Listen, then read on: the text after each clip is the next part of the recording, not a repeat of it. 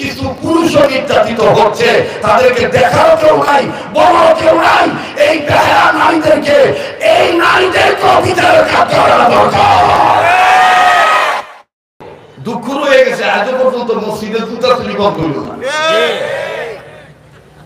আজও পর্যন্ত ব্যাপারটা নারীদেরকে পরিষ্কার ভাবে পর্দা নিশি বানাইতে পারলাম না। আর আমাদের সমাজে উল্টা বিচার হয়। উল্টা বিচার কি? গুইয়া ভিড়ে যুবক করে দোষ। একটি দিন করছে কে, তাকাইবো কে, দেখবো কে, ধর যেখানে ভর অর্থদণ্ড দণ্ডিত কর।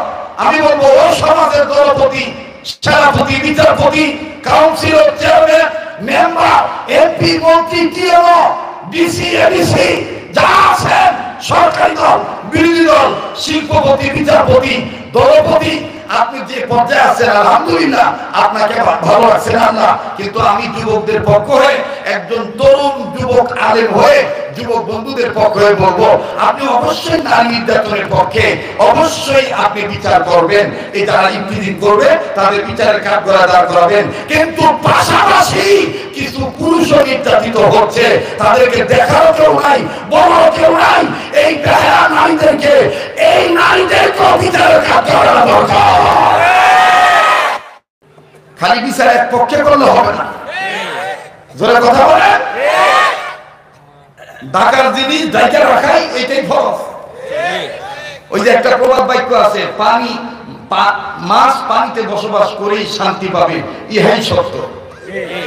কথা কয় না? মাছ পানিতে বসবাস করে শান্তি পাবে, ইহাই। তো নারী জাত পর্দায় থাকবে, তাদের সম্মান বাড়বে, ইফতিজিং বন্ধ হবে, ধর্ষণ, জিনা, ব্যভিচার বন্ধ হবে, চরিত্র রক্ষা হবে, ইহাই সত্য। এটা যারা মানে না তারা মুসলমান হলেও ইমানে ভেজাল আছে। কথা বলেন ঠিক কিনা?